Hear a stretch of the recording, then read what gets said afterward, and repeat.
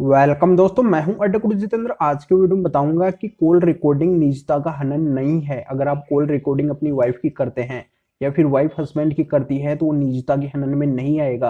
तो ये कौन सी कॉल रिकॉर्डिंग होगी जो निजता के हनन में नहीं आएगी, तो ये इस वीडियो के अंदर बताऊंगा। साथ में ये भी बताऊंगा कि आप रिकॉर्डिंग के बेस पे अपने केस को 101% अपनी साइड में कर सकते हैं, उस केस को जीत सकते हैं।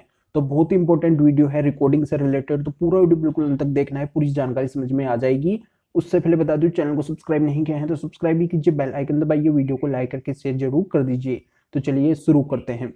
तो दोस्तों, कई जजमेंट ऐसे आए हैं जिनमें ये बातें बोली गई है कि अगर पति पत्नी की कॉल रिकॉर्डिंग करता है और उसको अगर कोर्ट के अंदर पेश करता है तो वो रिकॉर्डिंग मान्य नहीं होगी, क्योंकि उससे पत्नी की निजता का हनन होता है, उससे निजता का हनन होता है। उस रिकॉर्डिंग को आप कोर्ट के अंदर नहीं लगा सकते हैं। तो इसका स्पष्टीकरण मैं यहाँ पे दे देता हूँ कि देखो, इसमें ये रिकॉर्डिंग है जो निजता के हनन के अंदर आएगी। स्पष्ट रूप से यहाँ पे मैं समझाता हूँ कि कौन सी रिकॉर्डिंग है जो निजता के हनन के अंदर आएगी। जहां पे पति और पत्नी की पर्सनल बातें हैं, एक विश्वास में आके पत्नी पति के साथ में कोई बातें अगर शेयर कर रही है, पति को बता रही है, और यहाँ पे पति भी है विश्वास में आके पत्नी को बता रहा है, अपनी कुछ बातें उसके साथ में शेयर कर रहा है, और उन बातों को अगर ओपन कर दिया जाता है कहीं पे, यानी कि उन बातों का अगर इस्तेमाल किया जाता है, उन रिकॉर्डिंग्स का इस्तेमाल किया जाता है कोर्ट के अंदर, उनका उपयोग किया जाता है कि ये बातें मेरी पत्नी ने बोली है इस रिकॉर्डिंग के अंदर, या फिर जो पति की बातें हैं वो पत्नी अगर यूज करती है तो वो बताती है कि मेरे पति ने ये बोला है।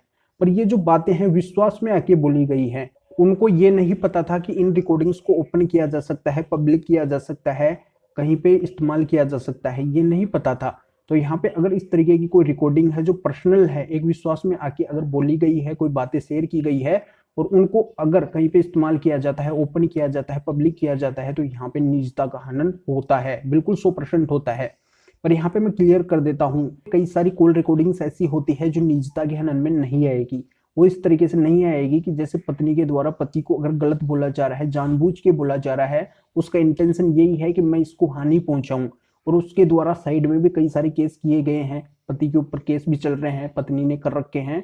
और यहाँ पे जब पत्नी है पति से कॉल के ऊपर बात कर रही है तो वहां पे भी उसको गलत वर्ड बोल रही है कि मैं तेरे को इस तरीके से कर दूंगी, तेरे को नुकसान पहुंचा दूंगी, तेरी जिंदगी बर्बाद कर दूंगी, इस केस में फंसा दूंगी। तो उसका इंटेंशन यही है, उसका रॉन्ग इंटेंशन है, वो इंटेंशन वहां पे उसका दिख रहा है। तो यहाँ पे पति अपना बचाव करने के लिए उस रिकॉर्डिंग्स का इस्तेमाल कर सकता है, कोर्ट में लेके आ सकता है, बता सकता है कि यहाँ पे देखो पत्नी है जो मेरे ऊपर झूठे केस भी डाल रखी है, और ये बहुत सारे एविडेंस भी हैं, और साथ में इस कॉल के अंदर भी ऐसी ऐसी बातें बोल रही है, ये रिकॉर्डिंग्स भी मेरे पास में है। तो ये है जो निजता के हनन में नहीं आएगी, क्योंकि उसका इंटेंशन है जो रॉन्ग इंटेंशन है, उसने झूठे केस भी डाल रखे हैं और पति के पास में उनके एविडेंस भी है। तो उन एविडेंस के साथ में अगर पति इस रिकॉर्डिंग्स को भी लगाता है तो ये है जो निजता के हनन में नहीं आएगी।